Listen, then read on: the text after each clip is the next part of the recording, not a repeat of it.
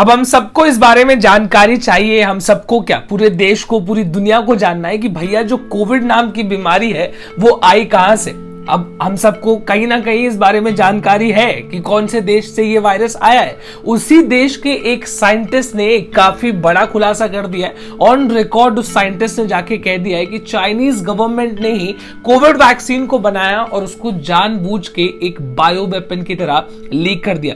पूरी जानकारी नाम के साथ आपको आगे देंगे, लेकिन दूसरी तरफ आपको बता दूं, उत्तर प्रदेश और बिहार के बारे में हम सब जान ही रहे। वहां पर लगातार नदियों में कोविड के पेशेंट्स को यूं फेंक दिया जा रहा है। एक वीडियो निकल के आ रही है जहां पर एक पीपीई किट में आदमी एक कोविड से मरे आदमी को डायरेक्टली ब्रिज पे से नीचे फेंक देता है समंदर में। वीडियो के साथ पूरी जानकारी आपको आगे डिटेल में देंगे, लेकिन उसके पहले आप सभी को मेरा नमस्कार। मेरा नाम है देवेश सिंह। समाचार 2.0 में आपका स्वागत है। चलिए तो आज आपको सबसे पहले इस बारे में जानकारी देते हैं जिस बारे में पूरी दुनिया जानना चाहती है। यहां तक कि अमेरिका के प्रेसिडेंट जो बाइडेन ने कोविड वायरस की जो ओरिजिन है, जहां से वो शुरू हुआ था, उसकी रिसर्च करने की भी परमिशन दे दी है। अब चाइना के ही एक साइंटिस्ट हैं जिनका नाम है डॉक्टर ली मेंग यान।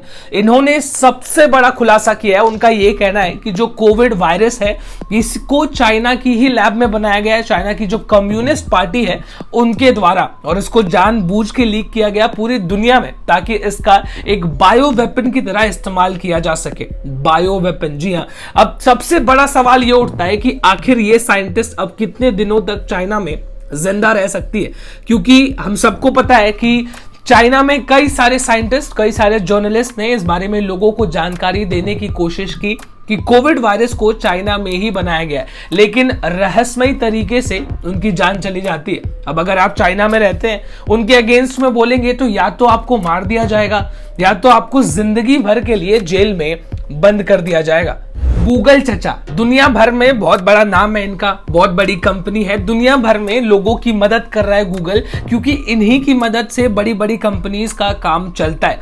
लेकिन जो पर्दे की पीछे की सच्चाई है वो कुछ और है, वो मैं आप तक पहुंचाता हूं। अमेरिका में गूगल को 10,800 एम्प्लॉयज ने, जो गूगल के साथ ही काम करते हैं, उन्होंने गूगल के खिलाफ केस ठोक दिया है। जी हां, और सबकी सब महिलाएं हैं। तो आखिर एक कौन सी वजह है कि उन्होंने ऐसा किया? उनका कहना है कि जो गूगल है वो सेम काम करवाता है। मान लीजिए कि गूगल ने मुझसे कहा कि देवेश इसको टाइप करो। अब मैं लड़का हूं और राइट साइड में एक लड़की को बिठाया, उससे कहा कि जो भी उसका नाम होगा कि दीदी इसको टाइप करो। दीदी ने टाइप किया। अब जो लड़का है उसको उसी काम के लिए 10,000 रुपए दिए गए, लेकिन जो लड़की है उसको सिर्फ 7,000 रुपए दिए गए सेम काम के लिए।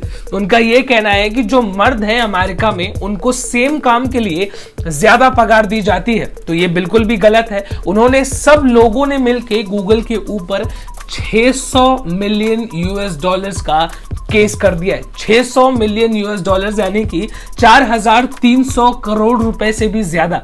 और अमेरिका की कोर्ट ने इस बात को मान भी लिया है, इस केस को रजिस्टर भी कर लिया है, क्योंकि कैलिफोर्निया में एक रूल है जिसको कहते हैं इक्वल पे रूल, यानी कि दोनों लोगों को सेम तरीके का पे देना पड़ता है, यानी कि सेम काम के लिए सेम सैलरी।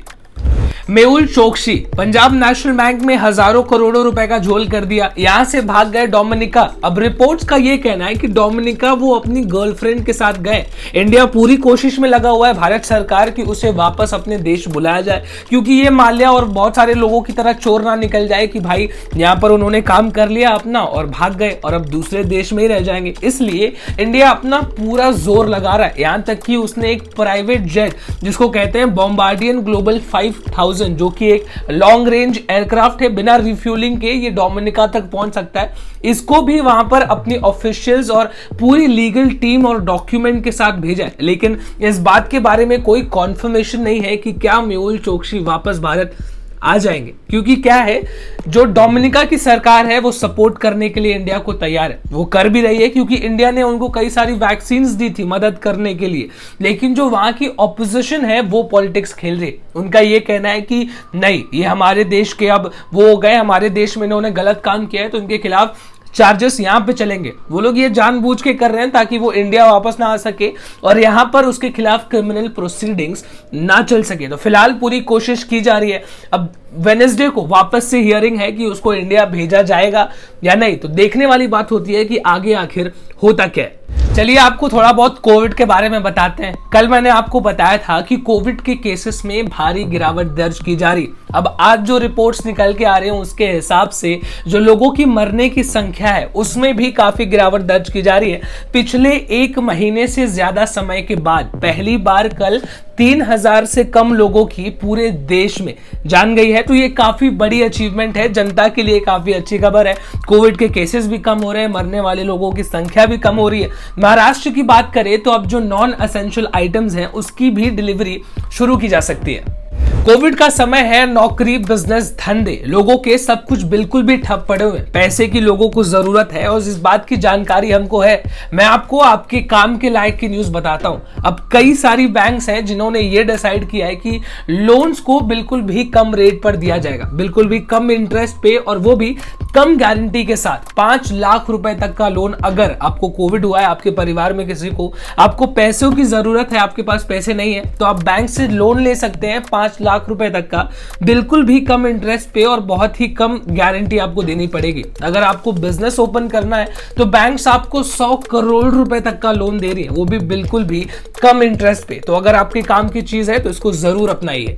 अब दो न्यूज बॉलीवुड से निकल के आ रही है, यानी कि फिल्मी दुनिया। इसमें एक अच्छी खबर है और एक बुरी खबर है। एक काम करते हैं, आपको सबसे पहले बुरी वाली खबर सुना देते हैं, अच्छी वाली खबर बाद में आराम से सुनेंगे। बॉलीवुड की एक बहुत बड़ी सेलिब्रिटी जिनको क्वीन भी कहा जाता है, आप समझ सकते हैं शायद, तो उनके जो बॉडीगार्ड है उनको कर्नाटका में डीएन नगर पुलिस स्टेशन ने अरेस्ट कर लिया है। उनकी गर्लफ्रेंड ने ये कंप्लेंट की है पुलिस से कि उन्होंने सबसे पहले तो शादी का वादा किया, प्रपोज किया, फिर वो दोनों लोग एक साथ रहने लगे। फिर कुछ समय के बाद बॉडीगार्ड ने, सेलिब्रिटी के बॉडीगार्ड ने उनको छोड़ दिया और वो अपने गांव चले गए। और उसके बाद से उस लड़की को उस बॉडीगार्ड ने इग्नोर करना शुरू कर दिया। इस लड़की को समझ में आ गया किसने मुझसे शादी करने का वादा करके मेरा फायदा उठाया, और लड़की ने यहां तक कि रेप का भी केस रजिस्टर किया है। वहीं दूसरी तरफ अब बात करते हैं अच्छी खबर की। अजय देवगन भाई साहब जो काफी रिस्पेक्टेड बॉलीवुड एक्टर हैं, उन्होंने जुहू में 60 करोड़ रुपए का, जी हाँ 60 करोड़ रुपए का नया घर खरीदा। अगली न्यूज अपडेट हमारे बिलवड बॉलीवुड एक्टर सुशांत सिंह राजपूत की तरफ से निकल के आ रही है, जहां अभी एनसीबी ने जो उनके साथ पहले रहते थे सुशांत के साथ, सिद्धार्थ पिटानी, उनको अरेस्ट कर लिया है। और अब एनसीबी जो उनके घर में डोमेस्टिक हेल्प यानी कि उनकी मदद करते थे, उनके लिए काम करते थे, नीरज और केशव, इन दोनों के स्टेटमेंट्स को भी रिकॉर्ड किया जा रहा है। जी हाँ, इस बातों से ऐसा लग रहा है कि एनसीबी फाइनली सुशांत सिंह राजपूत के केस को सीरियसली ले रही है, उसमें अच्छे से इन्वेस्टिगेशन की जा रही है। यहां तक कि उनका यह भी कहना है कि ये जो दोनों काम करने वाले थे, नीरज और केशव, ये मुंबई छोड़ के चले गए थे, लेकिन जब ये वापस आए तो इनको ट्रेस किया गया और अब इनसे स्टेटमेंट बुलवाया जा रहा है।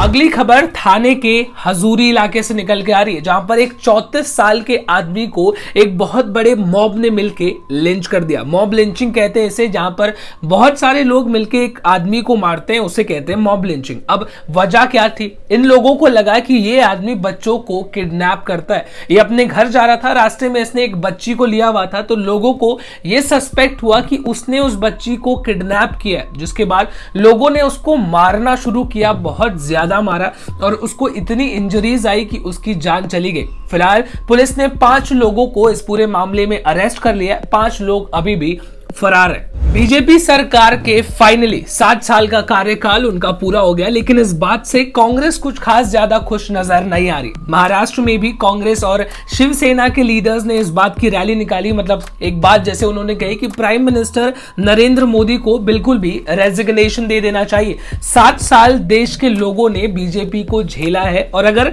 देश सर्वाइव कर रहा है तो सिर्फ जवाहरलाल नेहरू और मनमोहन सिंह जी ने जो चीजें की थी देश के लिए, सिर्फ उन्हीं वजहों से। उन्होंने सरकार से सवाल पूछे कि क्या बीजेपी ने लोगों को बेसिक नीड्स दिए हैं, जैसे कि एजुकेशन, शिक्षा, हेल्थ इंफ्रास्ट्रक्चर या ऐसी चीजें मुहैया कराई है या नहीं। बिल्कुल भी बीजेपी पर सीधा निशाना। अब बहुत सारे परिवारों के लिए ये एक काफी बड़ी परेशानी है कि कोविड की वजह से बहुत सारे परिवारों में जो लोग उनके घर में कमाते हैं उनकी भी जान चली गई। इस बात को एड्रेस करते हुए गोवा के चीफ मिनिस्टर ने काफी बड़ा फैसला लिया। उन्होंने कहा कि जिन परिवारों में जो लोग कमाने वाले थे, अगर उनकी जान गई है तो उन परिवार वालों को हम 2-2 लाख रुपए मुहैया कराएंगे। तो गोवा के चीफ मिनिस्टर की तरफ से काफी ही बेहतरीन फैसला।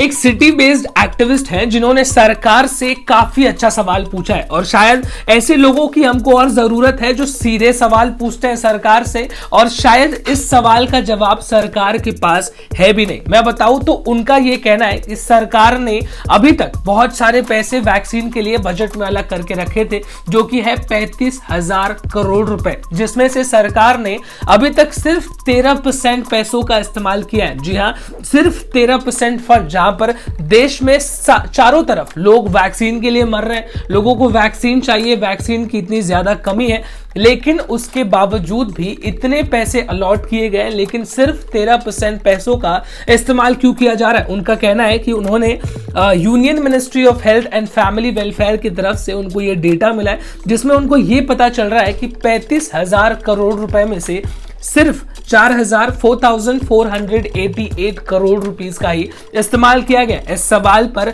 सरकार को, सेंट्रल गवर्नमेंट को जरूर जवाब देना चाहिए।